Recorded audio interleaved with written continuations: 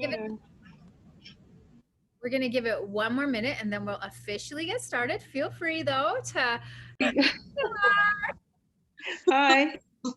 Now it's blurry. But anyways, I'm from Standoff, the Blood Tribe First Nation. So I'm just in the process of starting my own business, focusing on First Nation housing. So I'm just here to learn. So if I have any questions, then I will ask. Awesome. Awesome. Good. You got a good attitude. Thank you. Okay, so Elsie, it is 3:03. I think we'll officially get started. We trust whoever is on their way. They'll be on their way and they'll join when they can. Um, and so the recording has started. All right. Well, here we are on a Wednesday afternoon.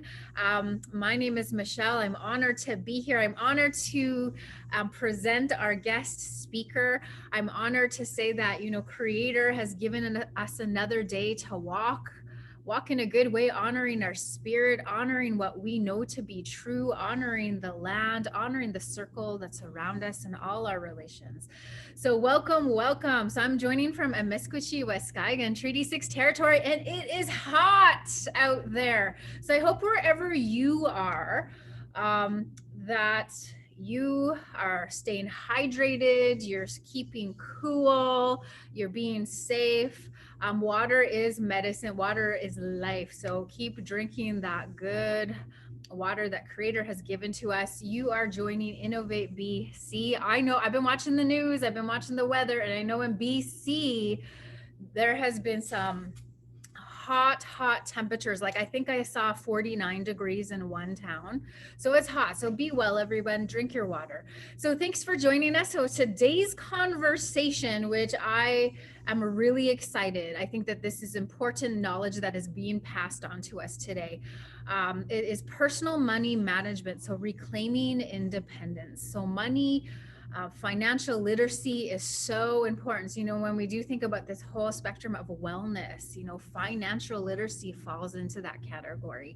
So really important to, learn and to understand our own finances and take care of our own as well. So I am super excited to introduce our guest speaker, Cate Morris. She's joining us from Regina, Saskatchewan. So glad that you are here, Cate. She is Dakota Wian. So she's a woman. She's a proud mother of 3 and a grandmother of 2. That's beautiful. That's a gift. She holds a business administration diploma, a business administration degree, and check this out, 2 certified financial education instructor designations.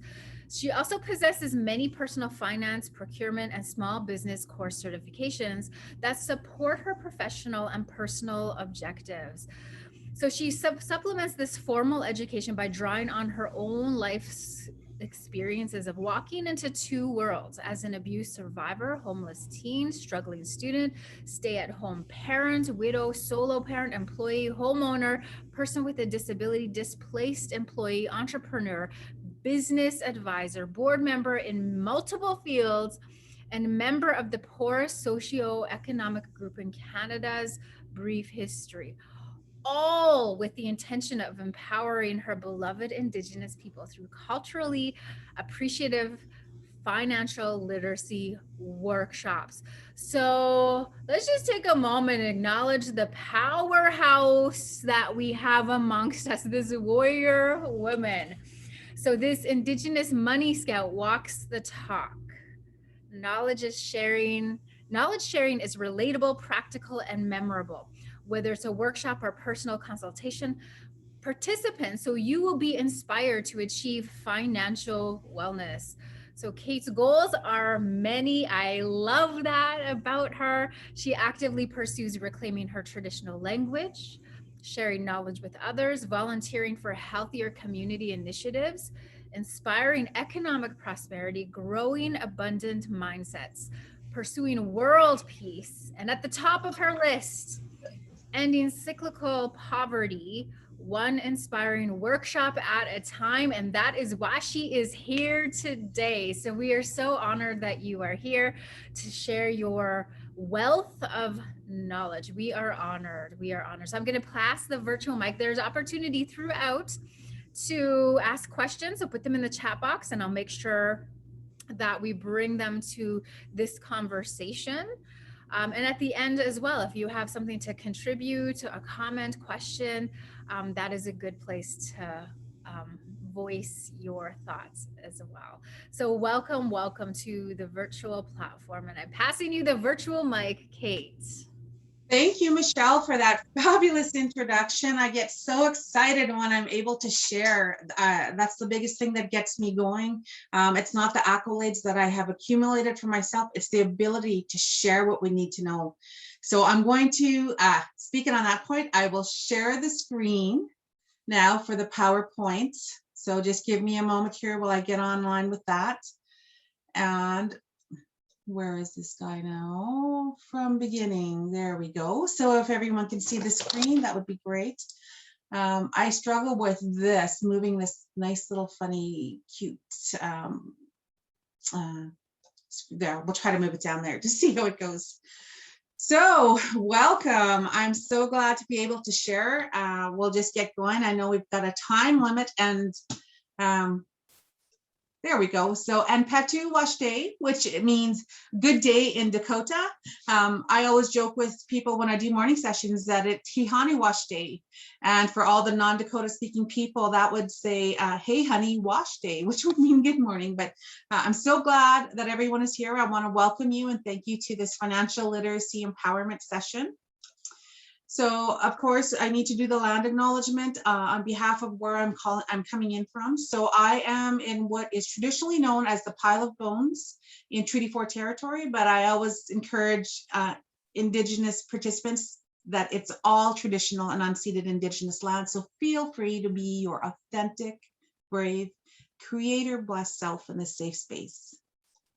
So very quickly, all the other information that she shared, I want to explain why I decided to take it upon myself to teach financial literacy. So like others, I have a once upon a time story, but mine is a story of survival and learning. So I went from being 100% physically and financially capable, and then I experienced a near fatal accident that reduced me to a 60% physical and financial capabilities because I lost, it required me to retire from my federal career. So I spent many years feeling sorry for myself and struggling with it. And then I started moving out of that and I became a person who actually developed a 100% abundance mindset and 100% abundance prosperity.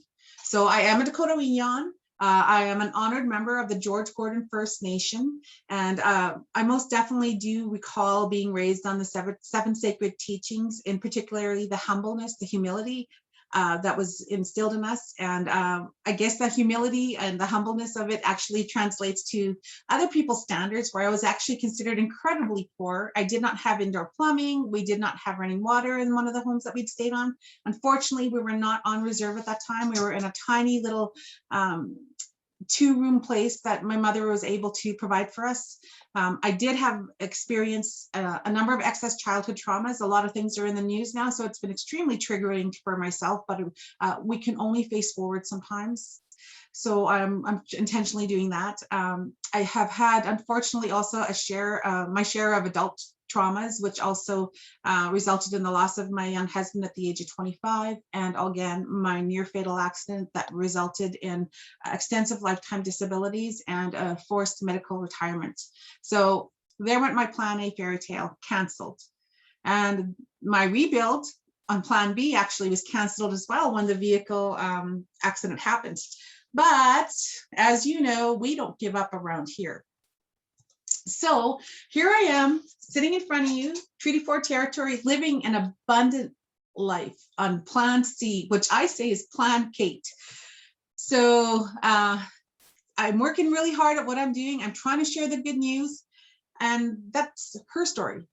So I obviously been through a lot of life experiences, a lot of tragedies and loss, and that resulted in a lot of crises and struggles in many ways.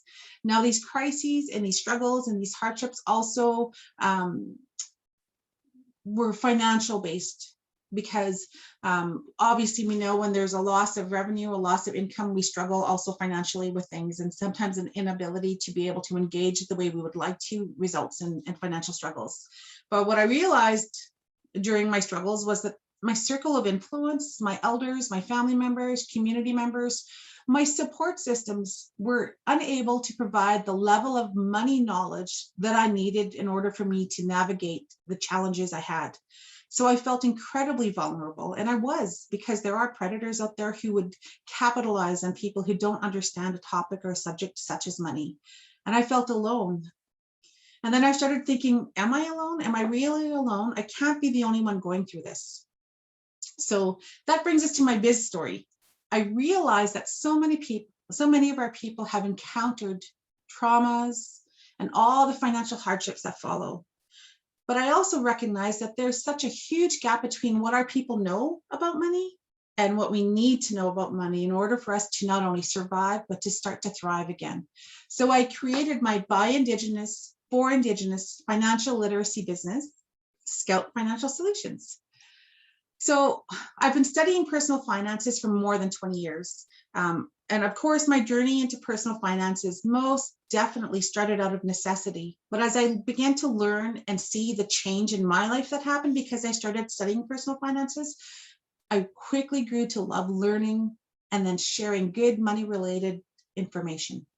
So much so that, as Michelle pointed out, I obtained 2 certified financial education instructor designations. And I've been on a matriarch mission to end cyclical poverty, one inspiring sharing at a time. So that's me, your Indigenous Money Scout. I always joke that that's me about 3 children ago. That's my silhouette. I'm a little more robust nowadays, but the knowledge sharing is real. So we always have knowledge keepers in our Indigenous community, and I've kind of done a little play on that and said I am a knowledge sharer, because everything that I learned, everything I've studied in the last 20 years, I want to give it to the Indigenous community. I want to share it. Sometimes I'm kind of like Tanya Jo Hall's character, Auntie Beatrice. So I really literally roll up to the kitchen table to tell you like it is, sometimes money-wise and sometimes life-wise. Except we mostly do it on a money base, right? And everybody has an auntie like that who just says, all right, listen, it's time to talk. So I take that as a source of pride and honor that I'm able to share in a good way with a sense of humor. So as Michelle said, at this point, if anybody would like to be able to share who they are, by all means, because of the time limit, please comment in the comment box, your name, where you're from, any type of business information or links that you'd like to share, because this is a good opportunity to be able to network. And thanks for your sharing in advance. So, okay, are you ready to get in the know about your dough? Well, let the knowledge sharing begin. So I must note that when we're having money talks and thoughts, I need to provide a trigger warning, because talking about money can sometimes cause us to feel and think and react and respond in unexpected and different ways. We may feel sad or shameful, guilty, remorseful, overwhelmed. We can feel embarrassed or helpless or hopeless or angry. And any other number of emotions. And we may think that we are alone in this, or that no one knows or understands. These ones were particularly true to me. I felt like I was deserving of my struggles. I felt like somewhere all of the bad words or the bad things that had been projected towards me were true. I must deserve this. And I also felt a lot of things were entirely my fault. So those are all, you know, things that sometimes we experience that come up when we talk about money. And we may respond by withdrawing from the conversation or the learning. We may disengage entirely. We may redirect things to other components or other topics or issues that make us feel more safe about money talks. We may avoid it altogether. And sometimes there's some blame component to it as well. So I just want to let you know that it's okay. Whatever you're feeling, whatever transpires, it's temporary. This is an opportunity to learn. I come with good news. And sometimes some things are just out of our hands. Sometimes life just happens, illnesses and loss of job and loss of family members and loved ones, separations, those types of things actually put us in a place sometimes where we're financially compromised. And those are things outside of our ability or control.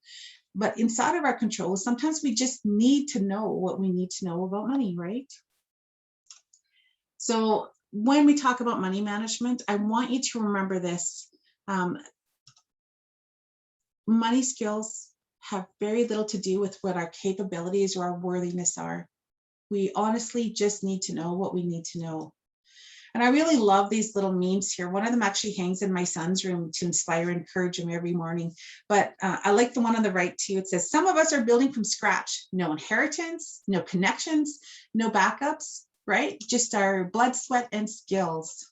So that's something that I think is really relatable to Indigenous people, because none of us grew up with inheritance or assets. We always started at ground zero. So what is financial literacy? Well, the definition that I use in my workshops and have been using since I've started is possessing the skills and knowledge on financial matters to confidently take effective action that best fulfills an individual's personal, family, and global community needs. And why I love this one is because it actually is extremely relatable to Indigenous people's components, right? We're rarely individuals or lone wolves. We're always communal, especially when we think about entrepreneurs. Almost every entrepreneur has a why, and it's always to help community, to build something, to give back, to share. So it's wonderful to be able to talk about the definition of financial literacy that are relatable to Indigenous components. So why financial literacy? Well, because it's critically important, right? It's a vital skill that's been missing from our repertoire of skill sets for Indigenous people, because money is really only 60 years new in terms of an individual access to money. It supports our right to make choices, right? When you have more resources, you have more opportunity and you have more options. So the more resources that can help us support you making better choices, and more choices and more options, the better you are, usually yourself, your family, and your community. It helps to grow your empowerment and your freedom and security and all those good, strong buzzwords. It helps in rebuilding our nation's initiatives and our economies. As I sit here before you, I wear Indigenous jewelry that my resources and managing my money and being financially lit have given me opportunity and access to support the economy, the Indigenous economy, by supporting other Indigenous business owners, with still being able to be safe for myself. It's integral to our survival as individuals, most definitely as entrepreneurs. If we're going to be managing our multi-million-dollar businesses, we need to be able to manage our personal finances and resources to match that, right? And it's integral to our survival, and also most definitely it's integral to our nations. And also because it's your money, right? You want to make sure you have the best knowledge and best understanding of how to manage your resources. And most definitely because what we don't know about money can and is harming us. We think about all the predatory lenders in terms of the residential school compensation process and now the day school process. If we had an understanding and comprehension of how to manage money, or some of the things we could better do with it, we would not be so vulnerable to others. So in terms of financial literacy life skills, there are key learning areas that if you went to a financial institution or a planner, they would call this a financial plan. So most definitely there's goals that need to be discussed. Then goals are usually beyond just the numbers. The budget, which is personable and workable. It's a living document, which means you can change it at any time when your conditions or your circumstances change. We talk about cash flow, which is managing the adjustments, the timeframes, and the dates related to your income and your expenditures. There's credit and debt conversations. So it's important to understand and manage your credit and debt repayment for your independence. There's savings and investments, right? We want to talk about short, medium, and long-term goals for yourselves. There's asset protection, which talks about insurance coverages, document management, those types of things, and legacy planning, which is retirements, wills, estate planning, because not all of us want to, get to, or should work forever. So we want to make sure that we have a solid base when we're ready to exit our business or our workforce. And are there others? Oh, most definitely. There's so many financial literacy topics for a lifetime of learning.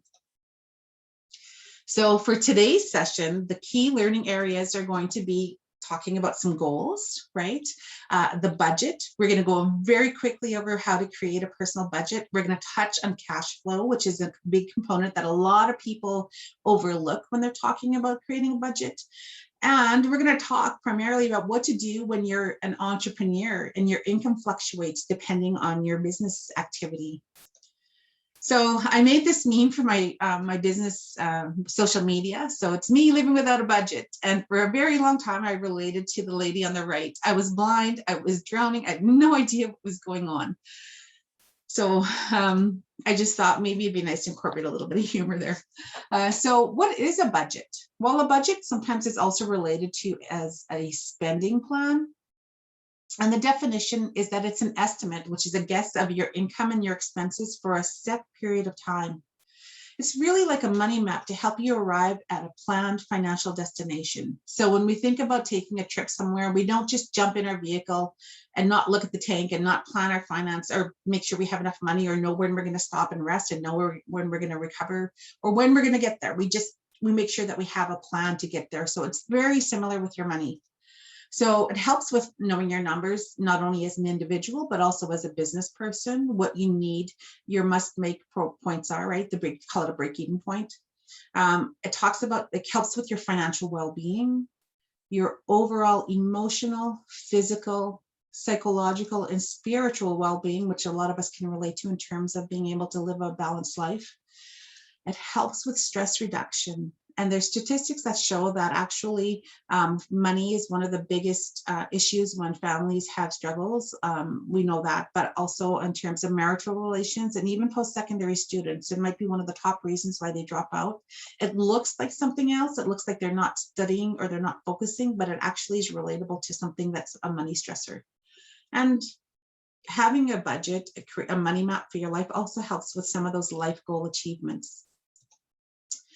So this number one step in creating a personal budget for yourself, and even as a business budget, right? To be able to create those things, we need to set our goals.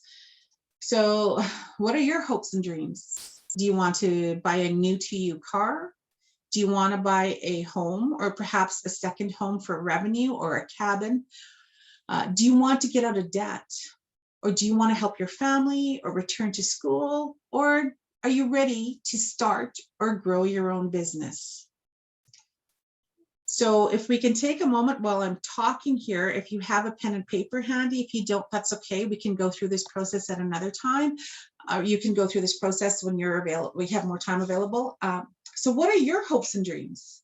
So if you have an opportunity, take a moment to write some of them down and don't deny yourself this opportunity. Even if you come up with one dream, one goal. I know for myself, my goal is to buy a cabin or a second, maybe a revenue home. So I'm kind of working towards that now. Also, I'm planning on replacing my vehicle next year. So those are two goals that I have. One's short term and one's a bit longer term. So I make sure that I have that written down as a reminder for myself all the time. But we also need to talk about our why. And my why is kind of a buzzword that's been going on now, but that's one of the things that I find that is missing in financial empowerment is we need to really make it personal. So having a goal and understanding what your why is will continue to encourage you whenever you're struggling, whenever you're thinking, oh, but it's on sale. Or whenever you have to make a choice between an opportunity cost of what I can do instead or what I'd like to do, we need to make sure that we have a visual or a reminder of my goals and my why. So that's step one in creating a budget. Step two is actually determining your income. And how to determine your income, there's a number of different ways to do that. For time's sake, we're just going to talk very quickly about what income is considered. So income is the definition, of income is money received in exchange for providing a good or a service, or sometimes through investment capital, such as interest. Now, there are two types of income. One is a gross income, which is the total income before any type of deductions. So for example, for an entrepreneur, if you're selling a pair of beaded earrings, you'd sell them for $50, but it might have cost you, $8 or $10 in supplies and $20 in labor. So you're technically not earning the whole $50. Now, The net income is any type of income after deductions, and that's also called a take-home pay. So again, if we utilize the earrings as an example, you charge $50, that's not your entire take-home pay. You'd have to deduct the amount of revenue that you, or the amount of expenses that you put into making of that earring, and that would be the net. So one of the tips that I like to share all the time is that when you're doing your budget, make sure you're using your net or take home pay.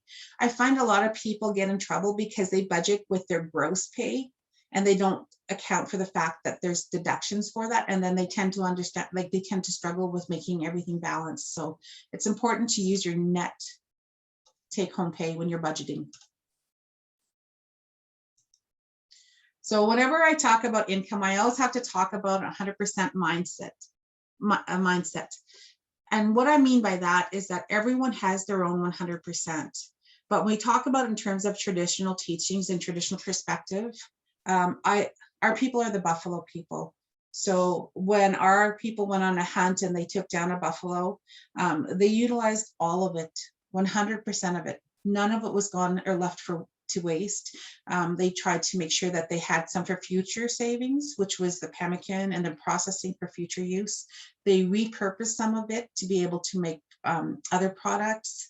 They shared, right? And they celebrated, and nothing was wasted. So that's kind of some of the things that I try to do when we talk about money. So I always say that your dollar, your revenue, your income is also a buffalo that we have to be able to manage and utilize to our 100%, because none of us get to go out and claim a buffalo for ourselves, a community, but we do have revenue and income that we bring in that make the same point to be able to survive and thrive. In our language, it's called like techetu. Techetu means how it was or how it is. So that's kind of how I try to relate some of the teachings. And again, if we were able to have more time, we'd get a bit more into this stuff, but I wanted to at least make note of how, if we can proceed forward and how to look at some of our income and our revenue. So another thing that when we talk about income guidelines and about 100% is that we need to utilize it in 100% as best we can, but also that we all have our own separate 100%. So my 100% is most definitely different than Elsie's or Elizabeth or Michelle's here, and theirs are different. Michelle's is different than Elsie's as well, but we still have 100% to budget and to take care of. So I know that there's a lot of different budgeting tools out there, but some of them are so complex and some of them are so time consuming and some of them are really restrictive. I know when I first started budgeting 20 years ago, there was a financial guru who said, you know what, you have to put $20 a month away for clothing. And you can't buy clothing until your $20 a month is built up enough for clothing. And examples like that, right to the dollar, right to the penny. And I found like, well, we're all busy. We're all business entrepreneurs. We have family. Family values are so important to us. Family time is so significant. There's got to be a simpler process. So what I started creating was something that said, what about if we just took it like this and just said we're going to operate within our 100%. So first and foremost, whenever you're looking at your revenue for the month or your revenue per pay or your revenue per sale, you must look at how much is committed, number one, to all your must pays. So those are all the bills that you have to pay in order to survive. It's your shelter, it's your food, but not your takeout food. It's your actual groceries. Takeout food can go into another category. It's your insurance on your vehicle, it's your transportation. It's all of those things that you must pay in order for you to continue moving forward. And also any type of debt obligations that you have. If you have a credit card or a loan, you must include the minimum payment on that, all of that in that area. So if you had all your 100% and you took up all your must pays, then there's a bit of value left over. The next part you would look at is any type of short or midterm savings. And I always use an emergency fund as an example for this, because I know a lot of people don't operate with emergency funds, and then emergencies and crisis, especially with those of us with large families and large communities, tend to happen quite frequently. So I always encourage people to start an emergency fund, even if it's only $25 a month, which is what I started, because that was the minimum dollar amount I was able to contribute when I first started doing a savings plan. And I can honestly comfortably say that I've been able to reach up to 6 months of my must pays, so that if everything stopped tomorrow for me, I would have 6 months of my must pays for my bills and my other obligations that I can take care of. So even a small amount is important to start. So short, midterm savings, emergency. Number 3 is your meaningful savings. So those are things that are more longer term. Like if you're thinking of buying a home in 10 years, you might start putting some money towards that meaningful savings goal. Other things would be like retirements. So I know for myself, in meaningful savings, what I do is I actually contribute every month to a registered retirement savings plan, which actually is supportive in terms of a taxation benefit for me. But I also contribute to a tax-free savings account for long-term retirement. So those are examples of meaningful savings. So once you've taken care of all of those 3s, everything left is life. Right? So you don't have to budget it. You don't have to say, I'm going to put $20 a month away for clothing and then I can buy a piece of clothing. If you have $200 left, spend it however you want. If you have $500 a month, spend it however you want, because you've already taken care of the 3 base components for yourself. So the very important tip is to make sure that you plan for your 100%. So step 1 was to set some goals and your why. Step 2 was talk about your 100% income sources. And step 3 was to determine all of your expenses. So that's paying all your bills, all your requirements, all of those types of things that are being removed from that, from your income. And we're not going to go into a whole lot. I always use the sad guy there because so many people are sad about paying their bills. And for me, I'm like, yay, the lights are on for the next month. Yes. Or my cell phone's on. So I always think of it an opportunity. Sometimes we have to frame some of the things we're not really happy with to be able to work and manage better for us. Step 4, creating a budget, is to essentially take all of your income and minus all of your expenses, and it gives you a balance. Now that balance is either going to be, and remember, we want to keep it within our 100%. That balance is either going to be a negative, a positive, or an exact equal number to your income. And there are a number of different things that we can do in terms of rebalancing our budget. If there's a number that isn't, if the number is negative, we need to make sure that we're cutting either our income or we're increasing our income, or we're reducing our expenses so that we stay within our 100%. If there's a surplus, meaning it's a positive number, then you can certainly look at doing more with your money. Perhaps you can do more investing in it, saving for it, contributing to something else that is life goal related to you. So again, we're going through kind of quickly here, I know, because I want to get to some of the tips about fluctuating income. So one of the things that I see, and I've gone to hundreds of financial literacy and budgeting sessions, they always tend to miss the goal setting and making it personalized, but they don't often speak on cash flow. So what cash flow is essentially a real or virtual movement of your money. So it's how your money is moving through your system, right? And it helps again with you knowing your numbers as an individual and knowing your numbers as an entrepreneur. It helps with your financial well-being, your overall emotional, physical, psychological, and spiritual well-being. This sounds familiar, right? Cash flow is a nice money tool that helps just the same as budgeting. But the difference with cash flow, it actually is relating to the dates. It tracks when your money is coming into your household and when it's going to be leaving your household, so that you're not doing any non-sufficient funds, so that you make sure that you have cash in the account, in the payment account when it's due and required.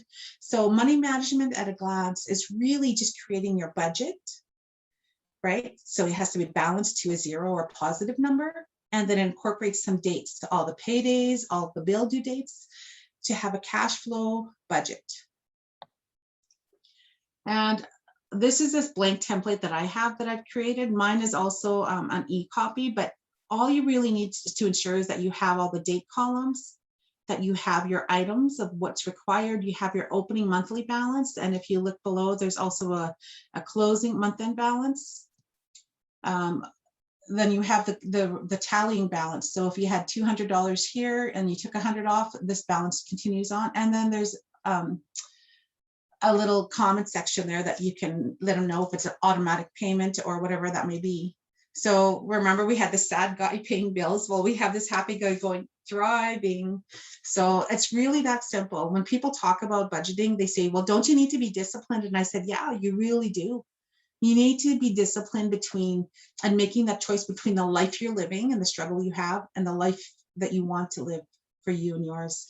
And that's all it comes down to. That was one of the strongest tools for me, was being able to manage and live on a budget. It's very little work. Once you get it going, it's a little bit of time because there's a bit of research on where my money's going and how much is coming in to start, but it's honest to goodness, it's a life changer. So we can move on right now to fluctuating entrepreneur income, because it's a little bit different than a salaried income where it's consistent every month or every second Wednesday. With the federal government, I knew every second Wednesday what I was getting. As an entrepreneur, that's dependent on your business activity, right? So it's exactly the same thing. We need to meet our bills, our short midterm savings, our meaningful savings, and whatever else is left over is non-trackable life. Even if you want that coffee every day, I always tell people, I don't know how many sessions I've gone to where they've said, cut your coffee out, it's killing your budget. And I'm like, if your coffee keeps you going, if you want to go to Starbucks, go. Just make sure the other three are covered. And if you want to spend it all on Starbucks, whatever's left over, go ahead. If you want to do it on clothing, go ahead. If you want to do it on extra stuff, whatever, it's your money, your choices. So how many can relate to this? The week of payday, everybody's bala bala, high rolling. But then the rest of the month, they're like, oh my goodness.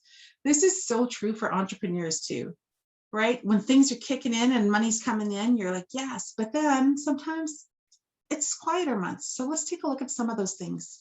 Again, a budget goal is your income must be equal to or less than your expenses. So the challenge here is some months are slower and some months are busier than other months. And that makes it difficult in accurate budgeting. And it also makes it difficult sometimes for planning. So what does a fluctuating income actually look like? Well, well, there's seasonal revenue. Like we think about holidays and Christmas where everybody's hitting payday in December and sometimes November for the early shoppers. There's special occasion shopping, right? If you're in some of those niche markets like wedding season or grad season, those types of things. Some people's revenue is based on summer seasons, right? If you're into certain types of businesses, also same with the winters, right? But the bottom line is that it means that there's increased sales. On slower months, like post-holiday in January, I find that nobody wants to book a financial literacy specialist in January because everybody's hiding from their credit cards, right? They have something called Blue Monday in January. They say that's when all the credit cards roll in. No one wants to talk money because, again, there's some psychological, emotional component there. Anything that's post-summer, right? If you're a seasonal person, any types of those things. And what it means basically is that there's a decrease in your sales. And there's all those in-between times where there's no specific pattern and it's extremely unpredictable. For example, COVID. Nobody knew COVID was going to happen and nobody understood what was going to happen in terms of people's spending and how they would spend or transition to online, or certain things would be shut down so they couldn't even bring any revenue in at all. We've seen, unfortunately, a number of businesses and entities close because of COVID, and that's really disappointing. It's, it's sad. So we want to make sure that we are budgeting personally and professionally to avoid that. And there's that compensatory spending, which I call, like, in terms of people receiving their compensation, whether it was residential school or day school, and everybody had money. And so sometimes there's busier spending with that. But the bottom line with all of this fluctuating income, what it means to an entrepreneur is that you're not meeting your must pays on the slow times, or you're not planning efficiently on the surplus revenue times. So one other thing you can consider is creating your budgets based on the average of several months of revenue. So if you have fluctuating income, for an example, you can certainly use the last quarter as an average, the last 3 months. So January, February, March would be the budget for April, May, and June. Or right now, you could be creating your budget for July, August, and September using April, May, and June's revenue. So just kind of average it so you kind of have an idea what's going on. When you're using some of the high sales months, like maybe December, or slow sales months, kind of consider that too. So make sure you keep an average. If that happens, increase your average, use it for 4 months, use it for 6 months, whatever works best for you. And the insight here is you want to make sure that you're still able to meet your business and personal must pays, right? And everyone has a business and personal must pay. So I did a calculation for myself as a home-based consultant. I must meet $300 a month in expenses. I have really low overhead, right? But I must meet that every month. So, and I also, on a personal level, I calculated all my must pays, that first quadrant, and I have to meet approximately $1,780, approximately, give or take a few dollars each month to be able to meet all of those things. So when I add it together, I need to make sure I bring in $2,100 approximately dollars each month. So it's important when we start doing these income fluctuation calculations that we consider what we need to meet. Another consideration, creating your budgets using the worst case scenario. For example, your lowest revenue month. So if you had a really slow January after a fight, like a fantastic December, you might consider creating your entire 12-month budget and goals based on that lowest income month. And that allows you to make sure that you are still, at least the insight here again is your worst month able to meet business and personal must pay? So are you still able to meet all of your requirements? Because anything over that would be gravy, right? As the saying goes. A third consideration is to save your surplus revenue months to draw from during your slower months. And again, the insight is, are you still able to meet your business and your personal must pays? And what are you going to do about any type of additional surplus on top of that? So we'll get into the next slide about this, but these are 3 examples of how you can manage a fluctuating income as an entrepreneur. Number 1, I'll repeat, do an average of your incomes. So you can decide on whether it's going to be 3 or 4 months and plan that for the next 3 or 4 months, and then do it again based on the previous 3 or 4 months. Number 2, use your worst case scenario income in a month to budget for your 12 months and then plan with a surplus if there's a surplus there. And again, this third one is to save any surplus revenue month for future more deficit months. So a couple of tips based on that. In your surplus months, be sure to save for those deficit months. If you know that you have 8 or 9 really great months based on the type of business you're operating, anything extra in the surplus months could be set aside and put aside for the slower months. Again, for me, December is pretty quiet, January is pretty quiet, and then things start to pick up.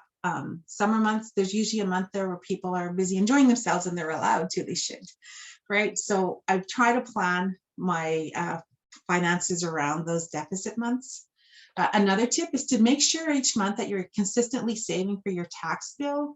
I know as an Indigenous entrepreneur, many people don't actually have taxable income depending on how their business structure is set up and where they're located.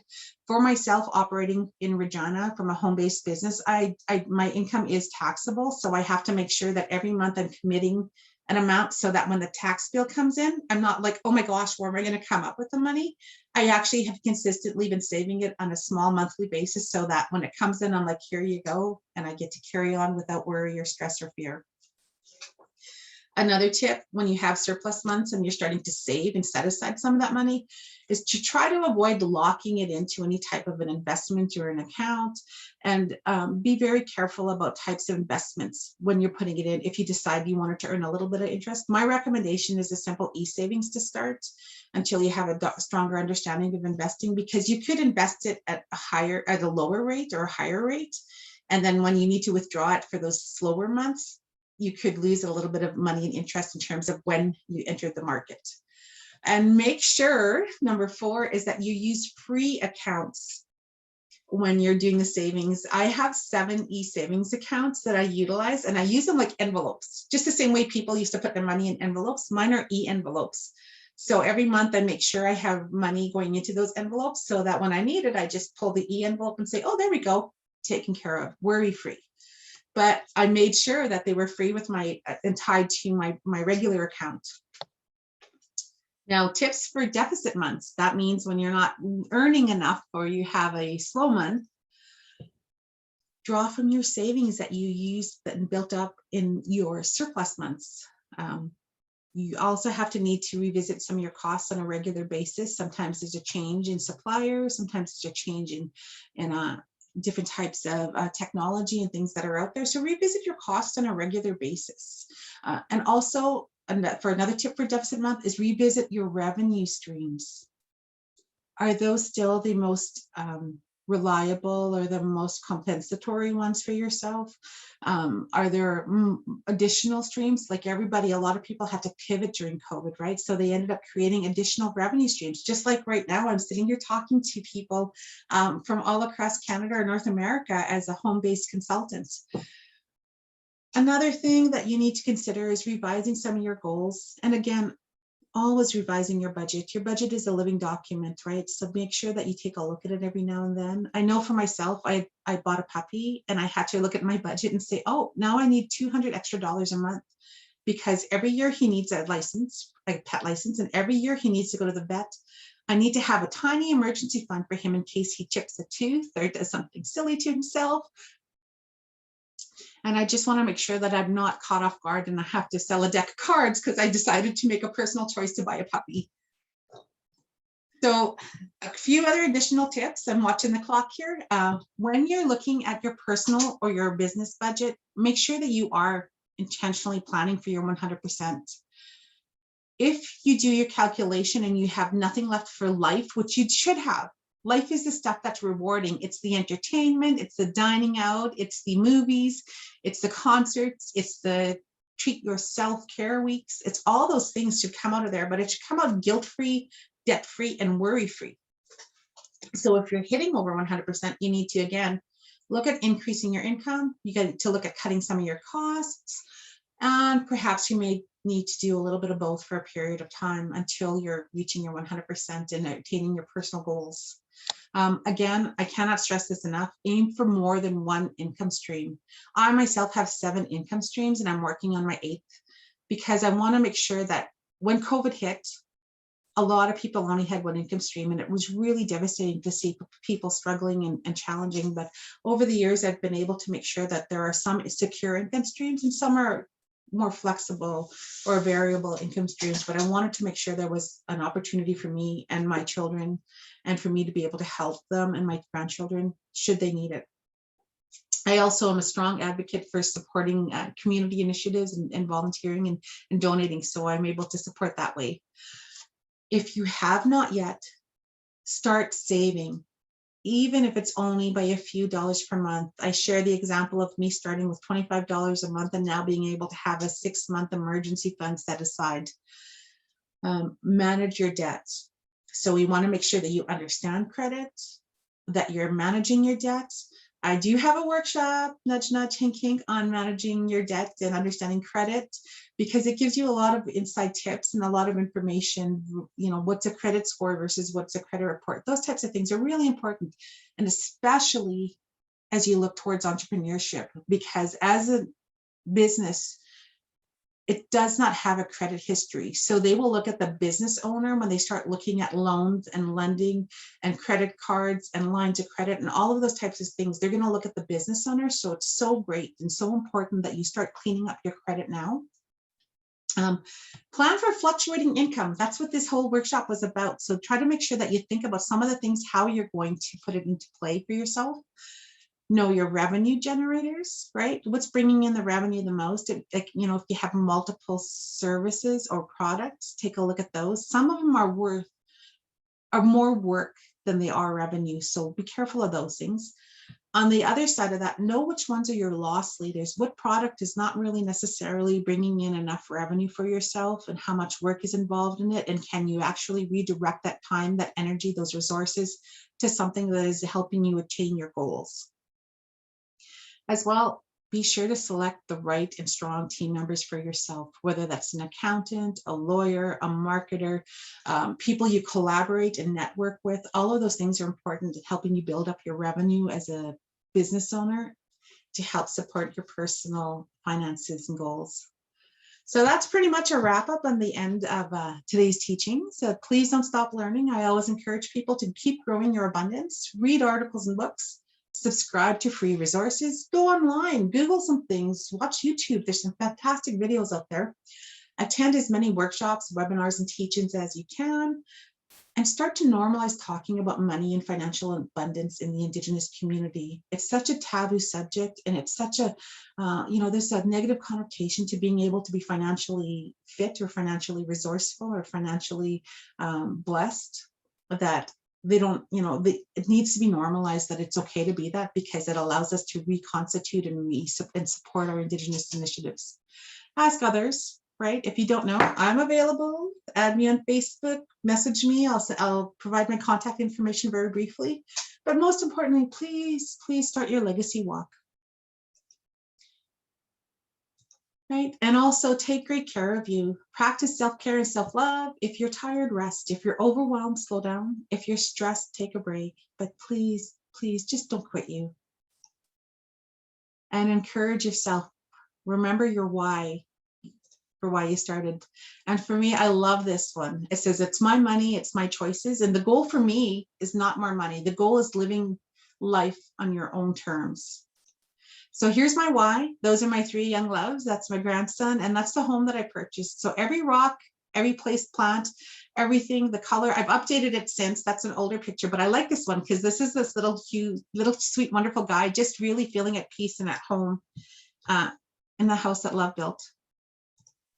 So discussion, we've got a few minutes. Any comments, any questions? Ask hard questions, I always do. That was just such a great presentation. When I think of financial literacy or education, I really don't bring empowerment with those two. I don't put those two together, but I tell you, this presentation was very empowering, very good. I really appreciate having to I wrote it down, what were some of my financial goals. And then I really thought that was excellent to put that why. Well, why do I want to kind of really flesh that out and making it more meaningful for me instead of just random goal. Because I do that with my financial goals, just not random, but just a quick goal.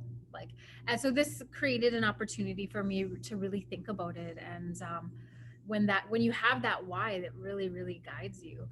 You were talking about e-banking. Oh, they're called e-savings accounts, and every financial institution offers them. Contact, and I always advise people, I have a little session on banking, and I always say, get to know your bank manager. Not the manager of this, but whoever does your account manager. Have a connection with them, get to know them. They'll feel more comfortable sharing with you. They'll be able to start providing some product or some information or some content that'll help you attain your goals. But one of the things you can ask them is about e-savings accounts. I always tell Indigenous people, if you're not happy with taxes, think about a tax-free savings account as well, because there's 0 taxes related to a tax-free savings account. If you're in a taxable income situation, make sure you're created an RSP. But the e-savings accounts, again, I have 7 of them, and my money on the first of each month just automatically goes to all of them. So Christmas is never a surprise. I'm so surprised how many people say Christmas is a surprise. Oh no, it's next month. And I say, well, December 25th happens, and then January 1st, one of my e-savings accounts starts getting something that I call gifting donation. So money goes into that. So I'm able to spend when it comes out, and all of the other things. So they're called e-savings accounts. They should all be free, and they're usually tied to your personal bank account. So it's a kind of an add-on.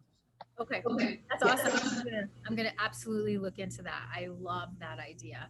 Because I remember watching this one show that was on the woman's channel, and it was like she was talking about putting money in jars, like having a set of jars and just tapping it. So that's, you said in your presentation, that's kind of what this is about. So I love that. I don't know if you have any questions or comments, but also I don't want to put any pressure on you either, but this is an opportunity. If you have any comments, questions, we'd love to hear from you. I don't have any questions right now, but it was good to know about the e-savings account, because I do have a tax-free savings account, my own personal banking, but not for my business yet, because I like as I said, I'm just starting. So, but I will look into that. I didn't know that these were attached to our personal savings accounts. Otherwise, I would have asked. So they'll give us this information. I don't know, maybe it's the bank that I'm dealing with. So it's good to know. So thank you for that information. Sure.